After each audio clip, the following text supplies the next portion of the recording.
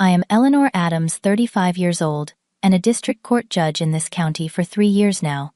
This morning I am preparing for a special hearing, one that will bring my estranged sister Heather face to face with me for the first time in years. The twist: she has no idea I will be the judge presiding over her case. Our relationship fractured years ago, but nothing prepared me for what would happen when she saw me on the bench. Before I tell you about this shocking confrontation, drop a comment letting me know where you are watching from, and hit subscribe so you never miss true life stories like this one. Growing up, Heather was 5 years younger than me, a gap that meant I was often more of a third parent than a sister. Our mother Martha worked night shifts as a nurse at Memorial Hospital, while our father James taught history at the local high school. Those early years were happy ones, filled with the ordinary joys of childhood. I would brush Heather's hair before school, help her with homework, and defend her from playground bullies. She looked up to me with that special kind of admiration that only younger siblings can have. Everything changed when I was 16, and Heather was 11. Our father was driving home from a school event when a drunk driver ran a red light. The impact killed him instantly. I still remember Mom sitting us down in the living room, her eyes hollow from crying, telling us that Dad was never coming home again. That night, I held Heather as she sobbed herself to sleep, making a silent promise to always protect her. With Dad gone, Mom had to work even more shifts to keep us afloat financially. The responsibility of caring for Heather fell heavily on my shoulders. I made her meals, checked her homework, and tried to fill the void our father left. In those first months, Heather clung to me like a lifeline. But as time passed, something shifted. The preteen years are difficult enough without losing a parent, and Heather began to resent my authority. "You are not Mom," she would snap when I asked about her homework or told her to be home by 9.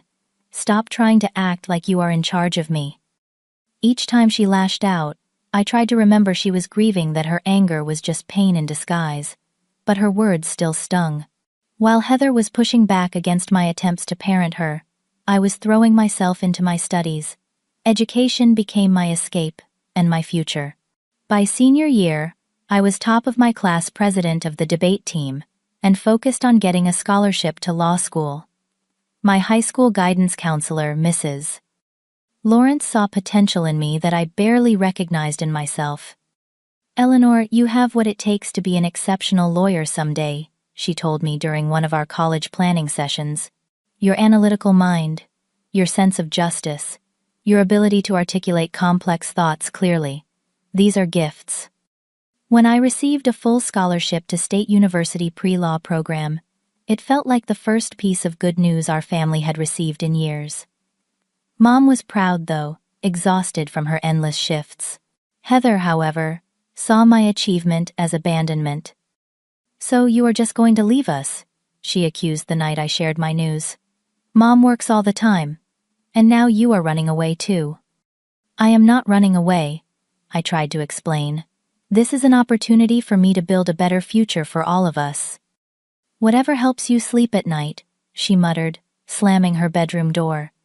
The summer before I left for college, Mom met Patrick Douglas, a pharmaceutical sales representative who stopped by the hospital regularly. Their relationship moved quickly, and by Christmas of my freshman year, they were engaged. Patrick was charming when he wanted to be, but I sensed something disingenuous about him from our first meeting. He seemed particularly interested in the life insurance money my father had left. Mom had been carefully saving for our education. Patrick and I never got along, but he developed an unusual bond with Heather, where he was dismissive and sometimes openly hostile toward me. He showered Heather with gifts and attention. He positioned himself as the fun parent, undermining the rules Mom had established and painting me as uptight and controlling whenever I expressed concern. "Your sister is just jealous," I overheard him telling Heather once. "Some people just cannot stand to see others happy." By the time I returned home for summer break after my sophomore year, our family dynamic had completely transformed. Mom seemed smaller, somehow deferring to Patrick on decisions that she would have made independently before. Heather, now 14, treated me like an unwelcome guest in what had once been our home.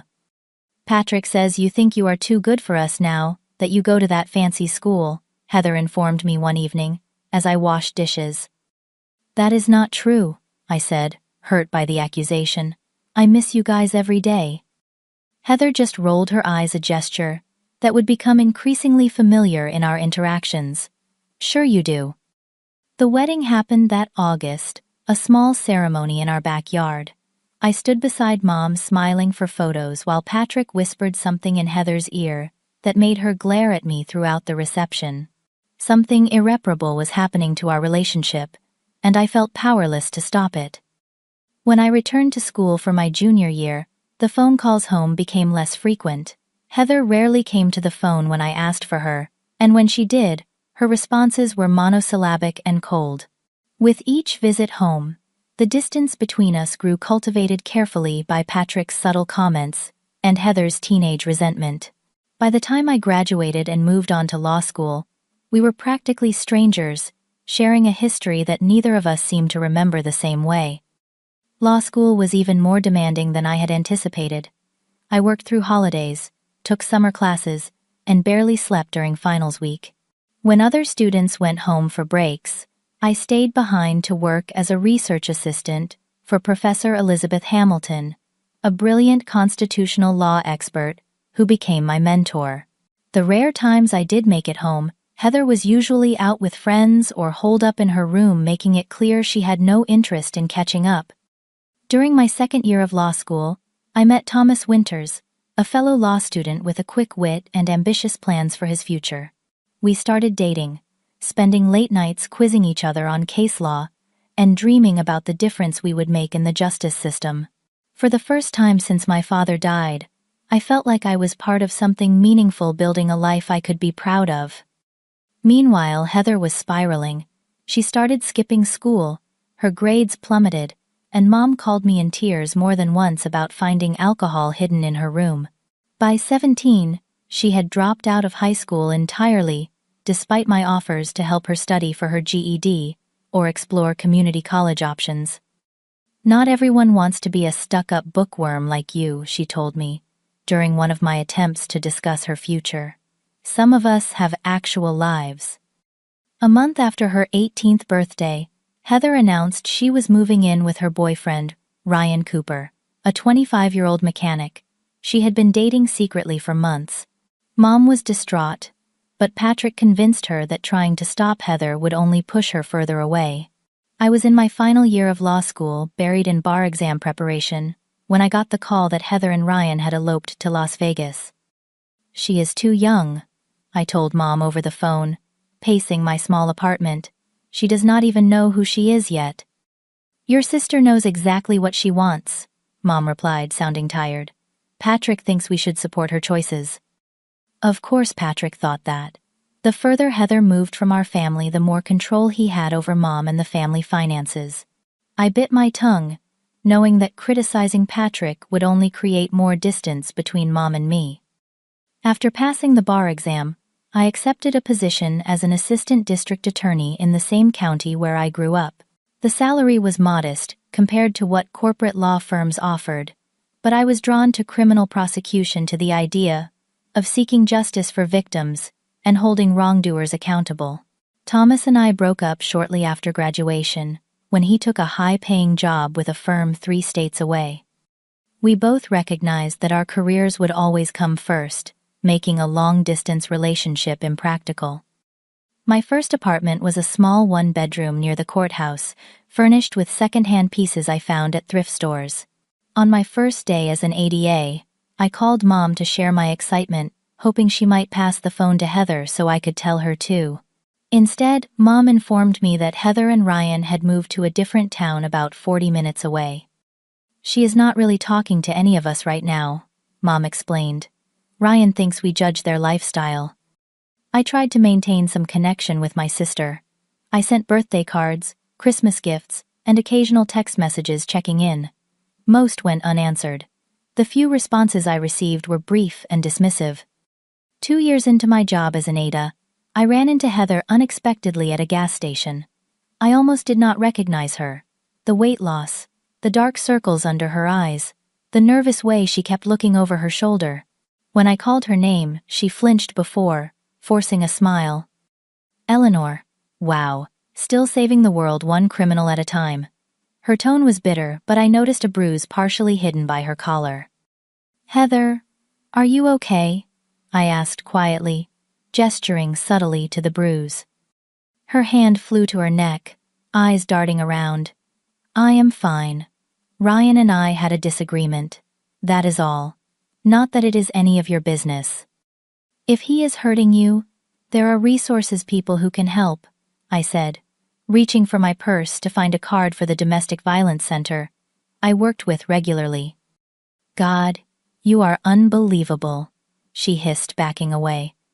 Always looking for problems. Always thinking you know better than everyone else. Ryan loves me. We are happy. Just because your relationship failed does not mean you get to sabotage mine. I am not trying to sabotage anything. I am worried about you. Save it for your courtroom speeches, she snapped, abandoning her shopping basket and heading for the door. Stay out of my life, Eleanor. I called Mom that night, expressing my concerns about what I had seen. She sighed heavily. Patrick spoke with Ryan. He said Heather fell carrying groceries. You know how clumsy she can be. Mom, that is what abusers always say, and victims often cover for them. This is literally what I deal with every day at work. Eleanor, please. Patrick says we need to respect their marriage. Not everything is a case for you to prosecute. A week later, Heather called me, her voice shaking with rage. How dare you try to convince Mom that Ryan is abusing me? Patrick told us everything. You have always been jealous that I found love while you are alone with your precious career. Stay out of my marriage or I swear I will make sure you never see me or Mom again. She hung up before I could respond. The next major family event was the wedding of my cousin Emily. I was surprised to receive an invitation given how distant I had become from the extended family. When I arrived at the reception, I spotted Heather and Ryan across the room. Heather looked healthier than she had at the gas station, laughing at something Ryan whispered in her ear. When she saw me, her smile vanished.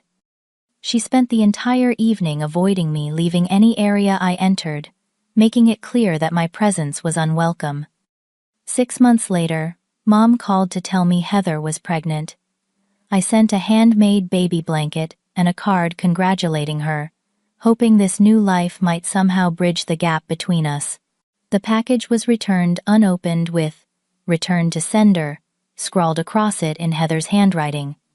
When Ashley Cooper was born, I learned about it through a Facebook post by a mutual cousin. I was not invited to visit, not included in the family photos that circulated. My niece was growing up without knowing I existed. Each milestone I missed another brick in the wall between my sister and me. The day I received the call about my nomination for a judgeship, I was 35 years old and had spent nearly a decade as a prosecutor. My reputation for fairness and thoroughness had caught the attention of the Judicial Nomination Committee, and after a rigorous vetting process, I was selected to fill a vacancy on the district court bench. The appointment was an honor few attorneys achieve, especially at my age. The investiture ceremony was held in the main courtroom of the county courthouse, the same room where I had tried my first case as a young prosecutor. My colleagues from the district attorney's office filled several rows along with defense attorneys I had faced across the aisle, all setting aside adversarial roles to celebrate this milestone. Professor Hamilton had driven 3 hours to be there, beaming with pride as I took my oath. The absence of family was conspicuous. I had sent invitations to Mom, Patrick, and Heather, not expecting them to come, but unable to exclude them from such a significant moment in my life. As I scanned the audience while giving my acceptance speech, I tried not to focus on the empty seats in the front row that should have held my family. I pledged to uphold the law with integrity, to treat every person who enters this courtroom with dignity and respect, and to remember always that justice must be both fair and compassionate. I concluded to a standing ovation from my professional community. At the reception afterward, colleagues introduced me to their spouses and children, reinforcing how solitary my path had been. I had dated occasionally over the years, but relationships always took a back seat to my career ambitions. That night, returning to my empty house, I had upgraded from the apartment a few years earlier. I felt both immensely proud and profoundly alone. 2 weeks after my appointment, Mom called to ask if we could meet for coffee. It had been months since we had seen each other in person, our relationship reduced to occasional phone calls and text messages on holidays. We met at a small cafe halfway between our homes. Mom looking older than her 59 years, the stress of recent years etched into the lines around her eyes. "Congratulations on becoming a judge," she said after we ordered. Patrick saw the announcement in the paper. "Thank you," I replied, noting that she had not said she was proud, just acknowledging the fact. "How are you? How is Heather?" Mom's expression clouded. "That is part of why I wanted to meet. Heather and Ryan are having some problems, financial mostly, but other things too." As she spoke, I learned that Ryan had left Heather 6 months ago, moving to another state with a woman he met at work. He had emptied their joint bank account before leaving Heather and 4-year-old Ashley virtually penniless. Heather had moved back in with Mom and Patrick temporarily, but tensions were high. "Patrick thinks she needs to stand on her own 2 feet, Mom explained, twisting her wedding ring nervously. "He says we cannot support her forever, but she does not have a high school diploma and childcare costs more than she could make at most jobs." "I can help," I offered immediately. "I could send money for Ashley's expenses, or help Heather get her GED, or even pay for a lawyer to go after Ryan for child support." Mom shook her head. "I mentioned that you might be able to help, and, well, Heather did not take it well. She said she would rather live on the street than take handouts from you." The rejection stung, but it was not surprising. "Why does she hate me so much, Mom? What did I ever do, except try to succeed and offer help when I could?" Mom looked down at her coffee cup. "She thinks everything came easy to you. The scholarships, the career, the recognition. She does not see how hard you worked. And Patrick, well, he has never been your biggest fan." "That is an understatement," I said dryly. "He tells Heather things," sometimes Mom admitted, looking uncomfortable, "about how you must have connections to get appointed as a judge so young, how people like you step on others to get ahead." I felt the familiar mixture of hurt and anger that conversations about Patrick always provoked. "And you let him say these things. You know they are not true." "I am caught in the middle, Eleanor. I love both my daughters. I love my husband. I cannot constantly be the referee." We parted with a stiff hug, Mom promising to let me know if Heather changed her mind about accepting help. Driving home, I wondered when exactly my family had become strangers, and whether there was any path back to the closeness we once shared. In the months that followed, I immersed myself in my new role as judge. The learning curve was steep, the responsibility sometimes overwhelming, but I found deep satisfaction in ensuring that my courtroom was a place where justice was administered fairly and compassionately. I developed a reputation for thoroughness, for reading every document in every case file, for giving each matter before me, no matter how small, my complete attention. Outside the courtroom, my life remained solitary. I had a small circle of friends, mostly other legal professionals who understood the demands of the job.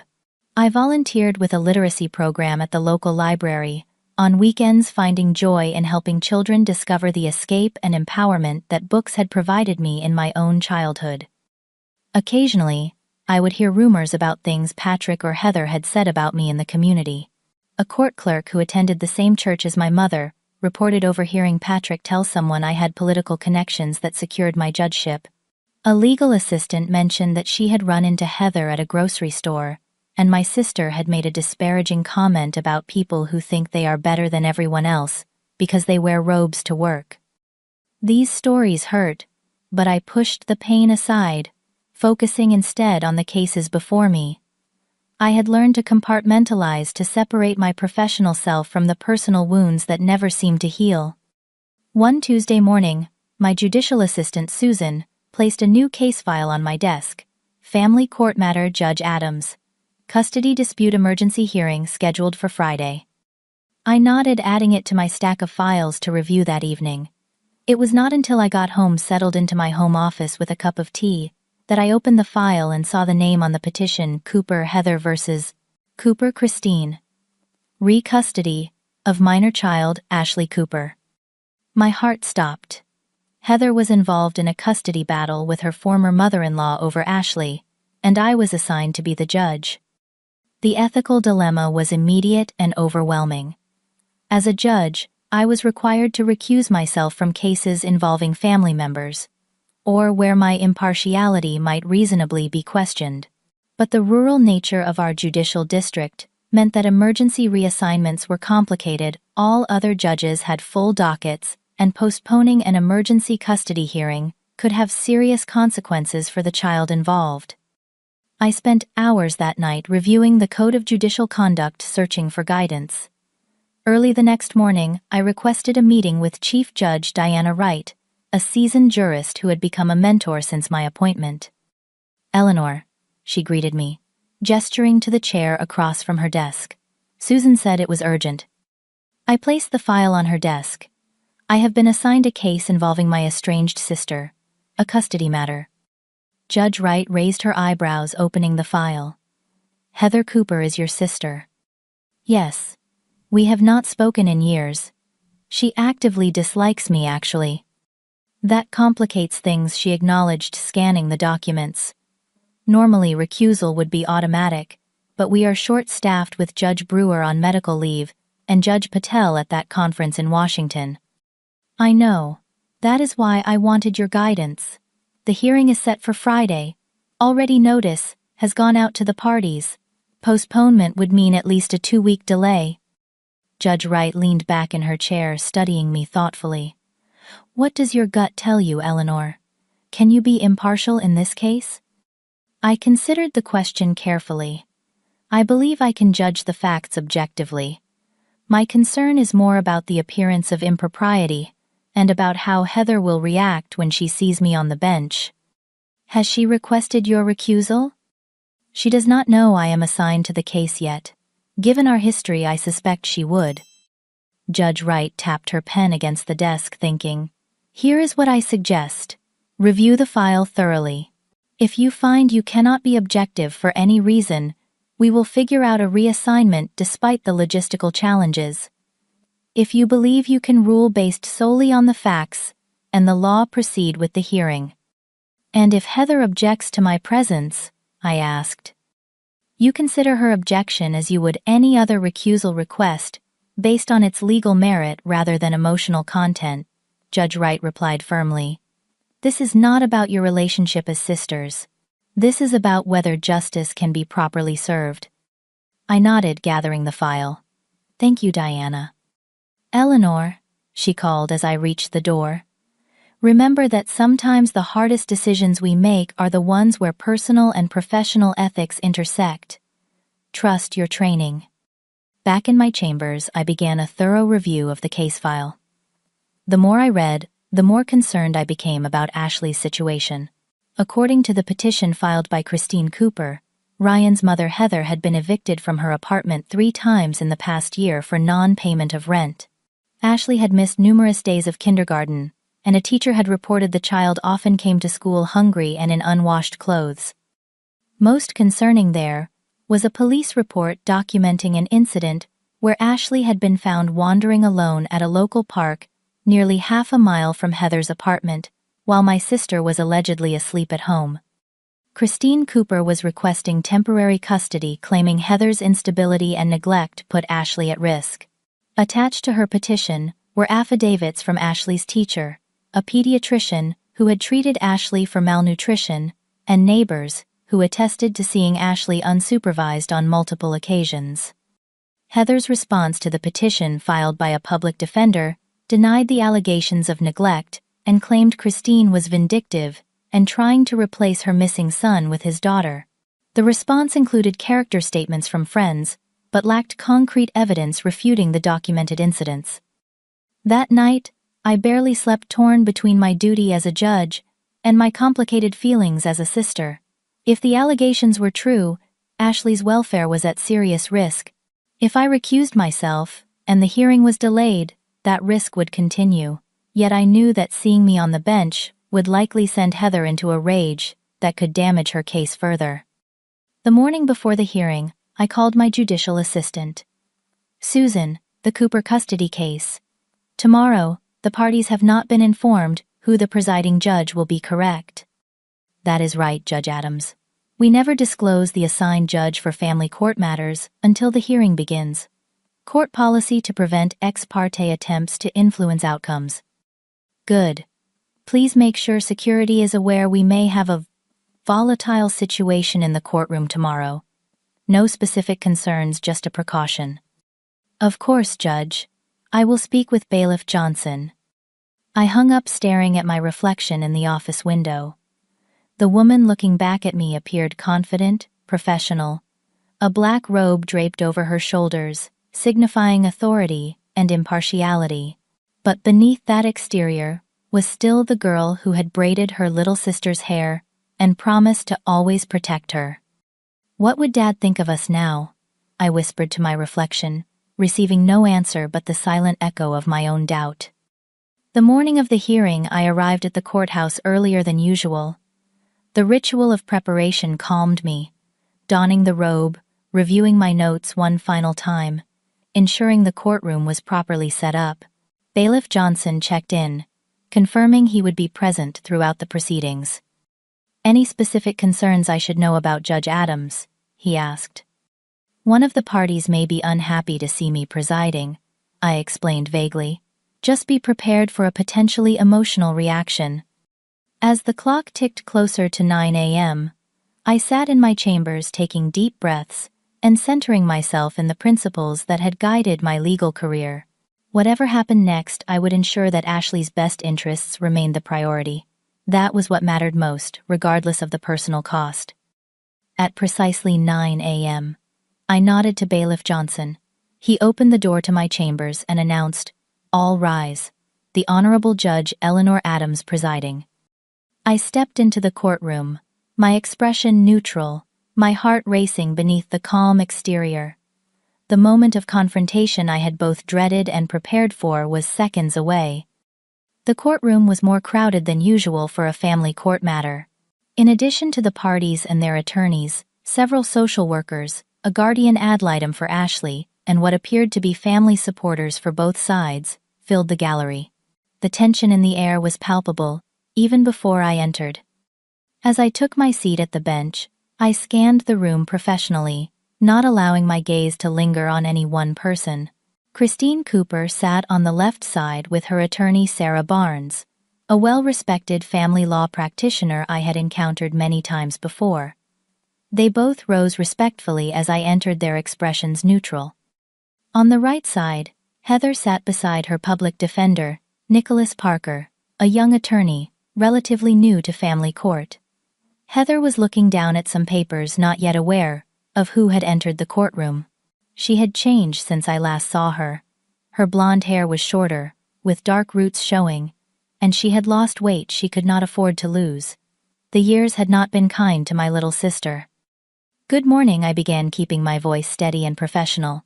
"This is case number FC 20250734, Cooper v. Cooper, regarding custody of minor child Ashley Cooper. Counsel, please state your appearances for the record." Sarah Barnes stood first. "Sarah Barnes for the petitioner, Christine Cooper, Your Honor." Nicholas Parker rose next.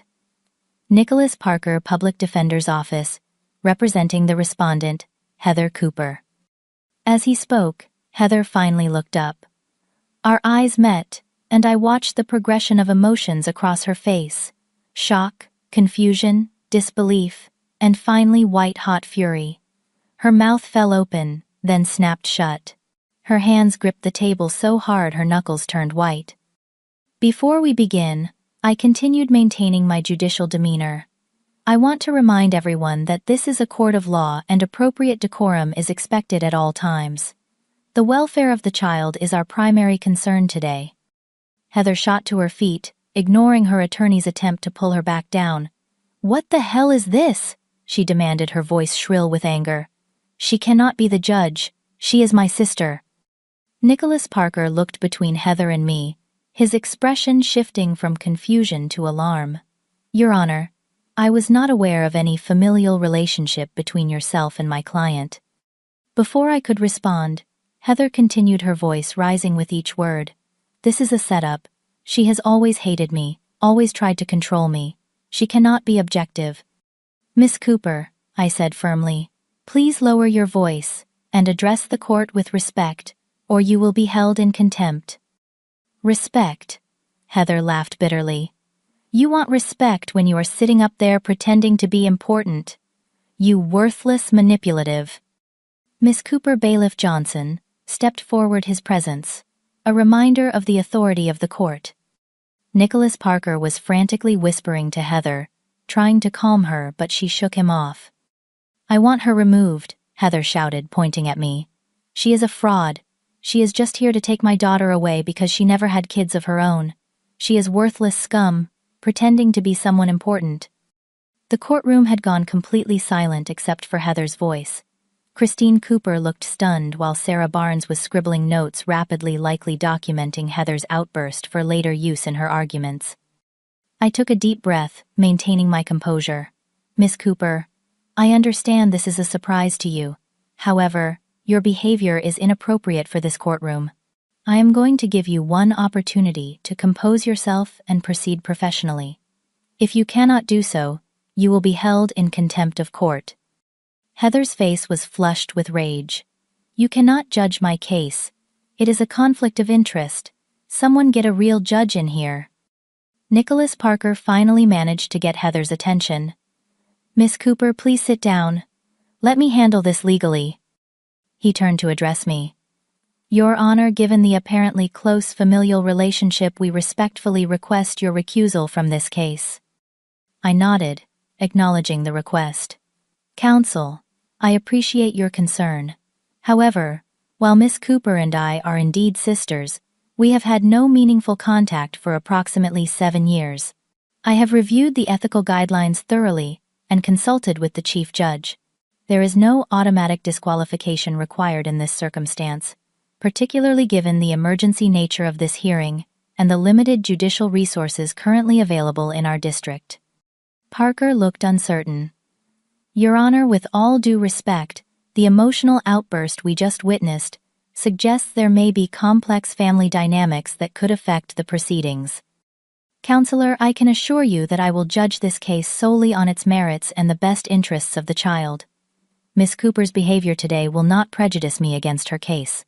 I paused, then added, "However, continued disruptions will not be tolerated. Now, shall we proceed with the hearing, or do you wish to file a formal motion for recusal, understanding that would delay these proceedings by at least 2 weeks? Parker glanced at Heather, who was still seething, but had finally sat down.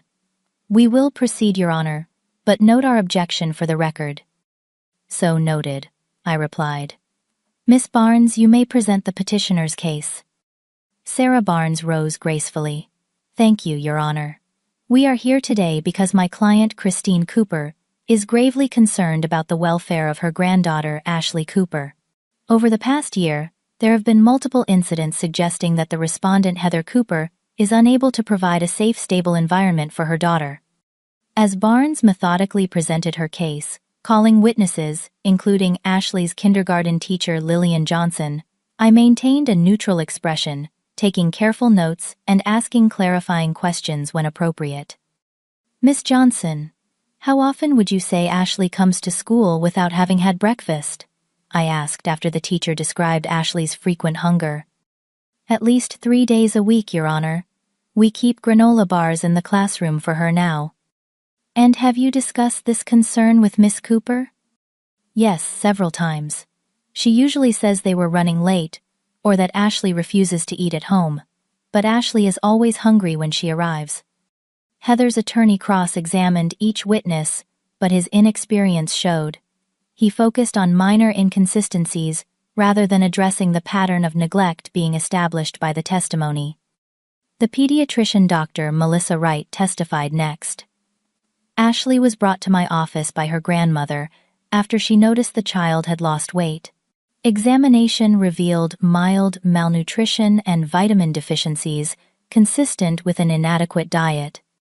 "Did you speak with Miss Cooper about these findings?" I asked. "I attempted to, Your Honor, but she became defensive and accused me of calling her a bad mother. She left the office before we could discuss a nutrition plan." As the evidence mounted, Heather grew increasingly agitated, whispering angrily to her attorney and shaking her head at testimony she disagreed with. The most damning evidence came from Officer Daniel Martinez, who had responded to the call about Ashley being found alone at the park. The child was approximately 4 blocks from her residence, he testified. A concerned citizen called when they noticed her playing alone near the pond. When we located Miss Cooper, she was asleep in her apartment and unaware that Ashley had left. She stated she had worked a late shift and was exhausted. "Was there evidence of substance abuse or alcohol use?" I inquired, knowing this was a critical factor. "No drugs were observed, Your Honor, but Miss Cooper appeared disoriented and there was an empty wine bottle visible in the living room." Heather's attorney called character witnesses, including her friend, Brittany Turner, who testified that Heather was a loving mother, doing her best in difficult circumstances.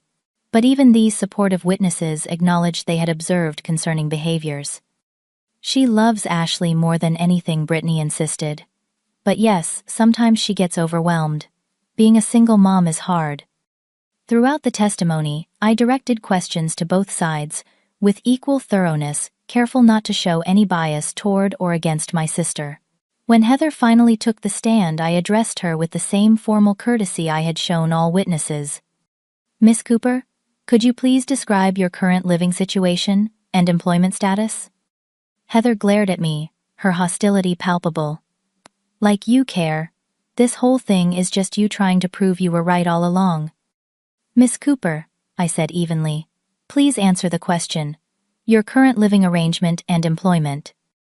"I am staying with a friend temporarily. I have a job interview next week at the mall. I am doing the best I can since Ryan abandoned us." "The court records show 3 evictions in the past year. Can you explain what led to those housing changes?" "Money got tight." Ryan stopped sending support. "Not everyone has a fancy job and a big house like some people." The personal jabs continued throughout her testimony, but I refused to react to them, instead focusing on extracting the factual information needed to make my decision. When Christine Cooper testified about her relationship with Ashley and her concerns about Heather's parenting, I was equally rigorous in my questioning. "Mrs. Cooper, how often have you cared for Ashley over the past year?" "Almost every weekend, Your Honor, and sometimes during the week, when Heather has night shifts. Ashley has her own room at my house." "And have you attempted to help Miss Cooper with her housing and financial challenges?" "Yes, I offered to let them both live with me, but Heather refused. I have also offered financial help, which she sometimes accepts and sometimes does not." As the hearing approached its 3rd hour, an unexpected voice called from the gallery. "I would like to speak on behalf of my stepdaughter." Patrick Douglas stood up, his presence a surprise even to Heather. After being sworn in, he launched into a defense of Heather that quickly devolved into attacks on my character. "Heather has always been the compassionate one, the one who puts family first," he stated, looking directly at me. "Not like some people who abandon their families to chase ambition. Eleanor has always been jealous of Heather's natural warmth and ability to connect with people." "Mr. Douglas," I interrupted, "this testimony is not relevant to the custody matter before the court. Please restrict your comments to observations about Miss Cooper's parenting abilities and home environment." He smirked. "Of course you would say that. You cannot stand hearing the truth about yourself." "Mr. Douglas, this is your final warning. One more irrelevant or disrespectful comment, and you will be removed from the courtroom." He changed tactics, then claiming that Ashley was perfectly happy and healthy in Heather's care, that the teacher and doctor were exaggerating their concerns, and that Christine Cooper was vindictive and controlling.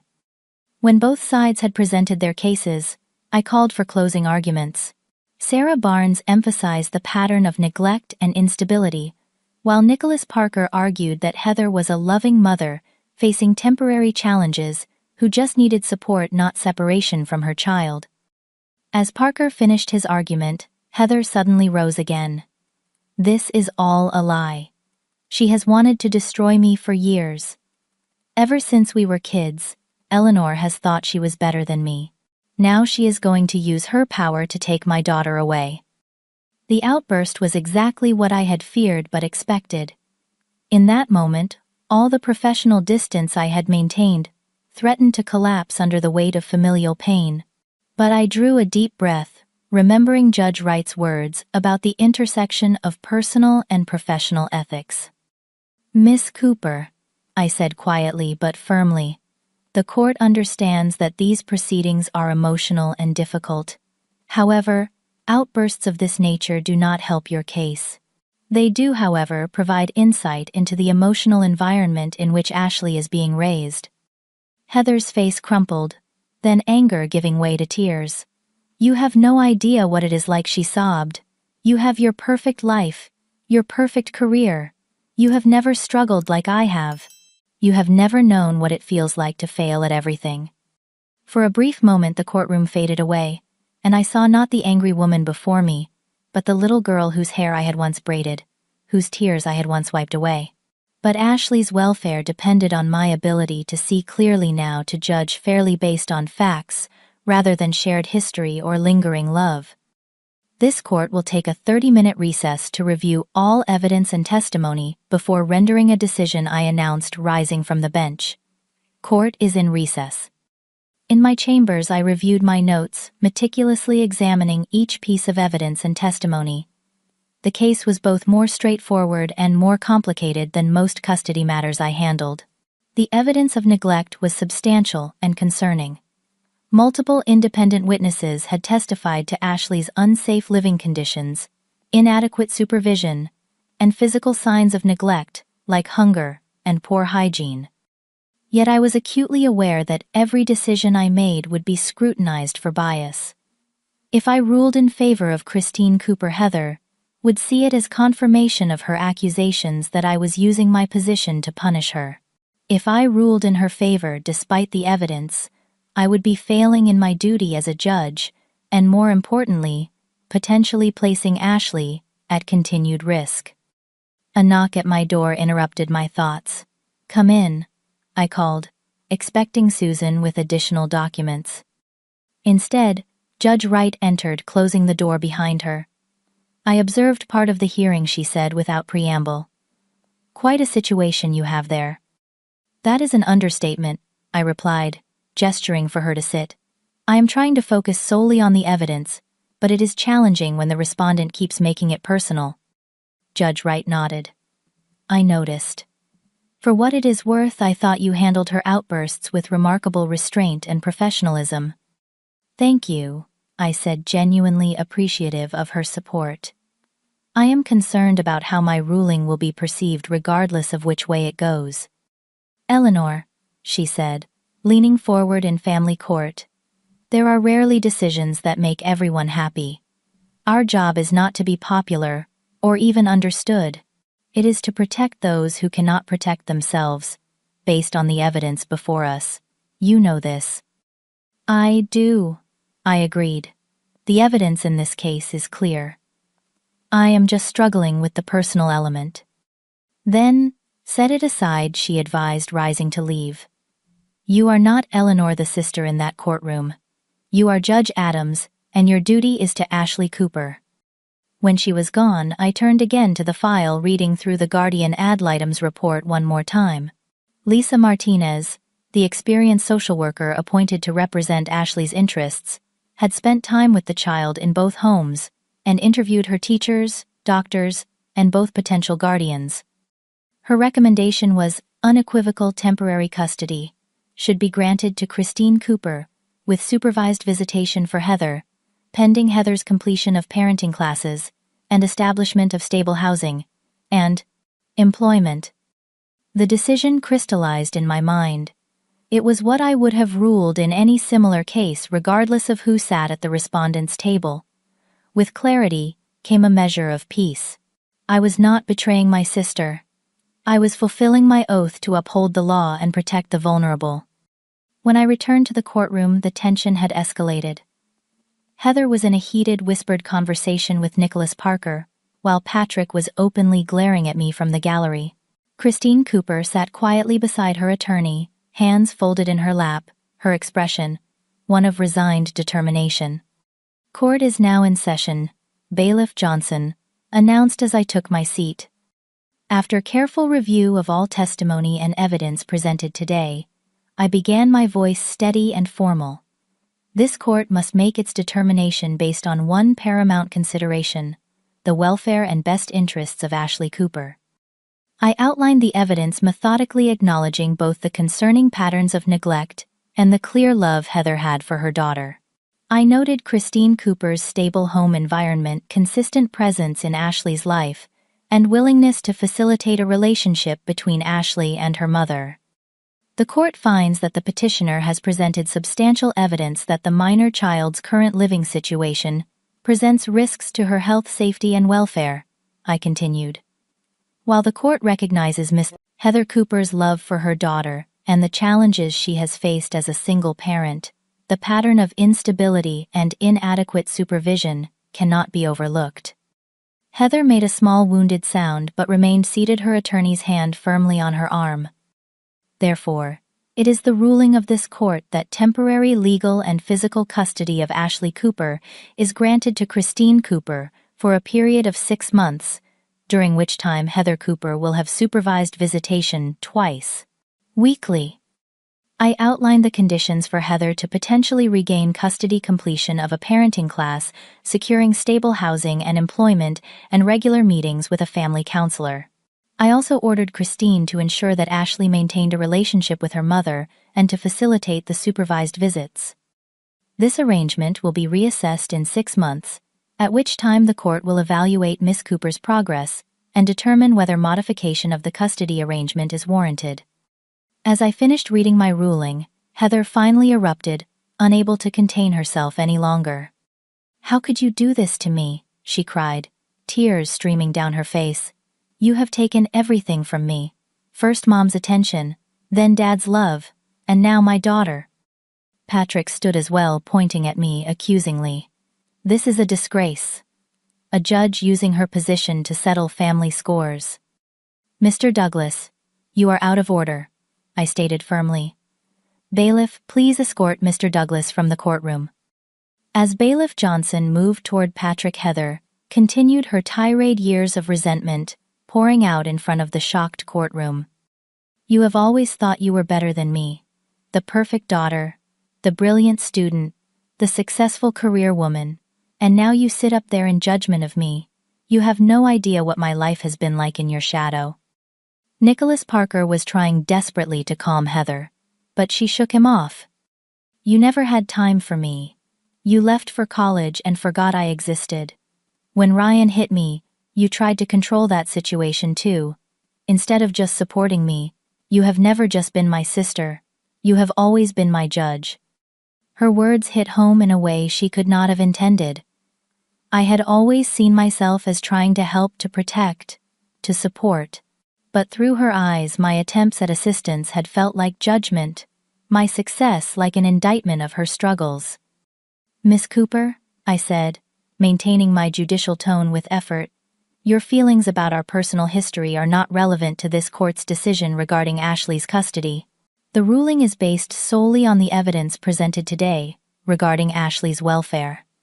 "Bullshit," she sobbed the word, echoing in the hushed courtroom. "This is personal, and you know it."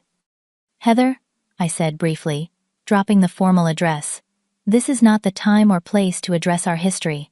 This ruling is about Ashley's needs, not yours or mine." "Of course it is," she said bitterly. "It is always about what you think is best for everyone else." Nicholas Parker finally managed to guide Heather back to her seat, whispering urgently in her ear. Christine Cooper looked shaken by the outburst but relieved by the ruling.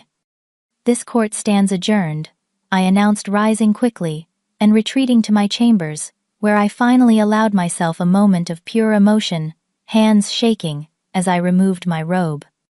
Susan appeared at my door. "Judge Adams, Miss Cooper's attorney, has requested a brief meeting with you in chambers. He is alone." I hesitated, then nodded.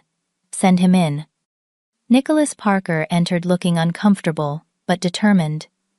"Your Honor, I want to apologize for my client's behavior. I was unaware of your relationship until today." "No apology necessary, Counselor. It was an emotional hearing." He shifted his weight. "With all due respect, Judge Adams, while I believe your ruling was legally sound based on the evidence, the optics of this situation are problematic. I am concerned about potential grounds for appeal based on the undisclosed familial relationship." "I understand your concern, Mr. Parker. However, I disclosed the relationship at the beginning of the hearing, and I offered you the opportunity to request formal recusal, which would have delayed proceedings. You chose to proceed." "Under pressure from my client," he acknowledged. "In retrospect, I should have insisted on postponement." "You are welcome to file whatever motions you believe appropriate," I told him. "But I can assure you that my ruling was based entirely on the evidence and the best interests of Ashley." After he left, I sat alone in my chambers, the weight of the day settling heavily on my shoulders. In upholding my judicial oath, I had likely severed any possibility of reconciliation with my sister. Yet I could not have ruled differently, without betraying my principles and potentially endangering Ashley. As I gathered my things to leave, there was another knock at my door. I opened it to find Heather standing there, eyes red from crying, no longer raging, but deflated and hollow. "Can I come in?" she asked quietly, a stark contrast to her courtroom fury. I hesitated, then stepped aside. "Yes." Heather entered my chambers slowly, her earlier fury replaced by exhaustion. She looked around the room, taking in the law books, the framed degrees, the formal portrait of me in my judicial robe. I gestured to the chair across from my desk, and she sat twisting her hands in her lap. "I hate that you saw me like that," she finally said, her voice hoarse from shouting. "I hate that everyone saw me like that." "It was a difficult day," I replied neutrally, unsure where this conversation was heading. Heather looked up, her eyes, still red, but clearer now. "Did you know it would be you? When I filed for the hearing, did you request my case specifically?" "No," I answered honestly. "It was assigned randomly. I considered recusal, but given the emergency nature of the hearing and our district's current judicial shortage, I consulted with the chief judge and determined I could be impartial." "Impartial," she repeated, a ghost of her earlier bitterness in the word. "How can you be impartial when it comes to me? You have judged me my entire life." I took a deep breath, choosing my words carefully. "Heather, I have never judged you in the way you think. I have worried about you. I have tried to help you. I have missed you. But I have never thought I was better than you. You did not have to think it. Everyone else did. Dad was so proud when you won that debate championship. Mom bragged to her friends about your scholarship. Even after Dad died, it was all about how Eleanor was handling everything so well, being so strong, taking care of everyone. I was falling apart inside," I admitted quietly. "I just did not let anyone see it. I thought I had to be strong for you and Mom. Well, I could not be strong. I was a mess. And then you left." "For college," I pointed out. "Not forever. I tried to stay connected, Heather. You were the one who stopped taking my calls." "Because it hurt too much," she exclaimed, a flash of the old anger returning. "Every time we talked, you had some new accomplishment, some new success. And there I was, failing high school, making terrible decisions, feeling like a complete disappointment." The revelation stunned me. All these years I had thought her distance was born of resentment for my attempts to parent her. I never considered it might be pain at feeling inadequate by comparison. "I had no idea you felt that way," I said softly. "I always thought you were angry because I tried to step into a parental role after Dad died." "That too," she acknowledged with a weak laugh. "You were bossy as hell. but mostly it was easier to be angry than to feel like a failure every time I compared myself to you. And then Patrick came along, I said, the pieces finally fitting together. Heather nodded. He made me feel special, like I was the smart one, the talented one, the one who understood people. He always pointed out your flaws, how cold and ambitious you were, how you thought rules were more important than people. That is not who I am, I protested gently. I know that now, I think she admitted. Seeing you today, you were so professional, so calm even when I was horrible to you. And you're ruling. Her voice broke slightly. It was fair. I know I have not been the mother Ashley deserves lately. Tears welled in her eyes. I miss her already, and it has only been a few hours. This is temporary, Heather, I reminded her. 6 months. You can meet all the conditions I set. You can get her back. How I have no job, no apartment, no high school diploma, no money for the parenting classes. I hesitated, then made an offer I had made many times before, hoping this time would be different. I can help you. Not as a judge, but as your sister. I can help with the costs of the classes, maybe assist with finding an apartment. She looked suspicious. Why would you do that after everything I said today? After years of me treating you terribly? Because you are my sister, I said simply. Because I remember braiding your hair before school and reading you bedtime stories. Because despite everything, I have never stopped caring about you. Heather was quiet for a long moment. I do not know if I can accept your help. It feels like admitting defeat somehow. It is not defeat to accept help from family, I told her. It is what families are supposed to do, support each other through hard times. Even after I called you worthless scum in front of an entire courtroom, she asked, a hint of dark humor in her voice. Even then, I confirmed, though I would appreciate if that did not become a regular form of address. A small smile flickered across her face. I do not think I have called you by your actual name in years. It was always her, or she, or worse. Well, Eleanor works. Judge Adams in court, please. The joke, small as it was, seemed to break something open between us. Not healing, not yet, but a crack in the wall that had separated us for so long. I really do want to be a good mother, Heather said after a moment. I love Ashley more than anything. When Ryan left us, something broke in me. I could not seem to get back on my feet. I know, I said. And the ruling today was not a judgment on your love for Ashley. It was about her immediate safety and stability, while you get the support you need. Heather nodded slowly. Christine is good to her. She will be okay there for a while. She looked up at me. Would you want to meet her sometime? Ashley, I mean. She is 6 now. The offer took my breath away. I would love that. Whenever you think it is appropriate. Maybe after one of my supervised visits, once we have talked to her about who you are. Her aunt, not just the judge who decided where she lives. I would like that very much. When Heather left my chambers that evening, nothing was resolved. The years of hurt, misunderstanding, and resentment could not be erased in a single conversation. But something had shifted. A door had opened that had been closed for far too long. Over the next 3 months, I kept my distance professionally from Heather's case, having another judge handle the progress reviews. But personally, I began to rebuild a relationship with my sister. I helped her find an apartment she could afford with her new job at a local bookstore. I paid for her parenting classes and drove her to sessions when her car broke down. Slowly, tentatively, we began to talk about the years we had lost, the misunderstandings that had driven us apart.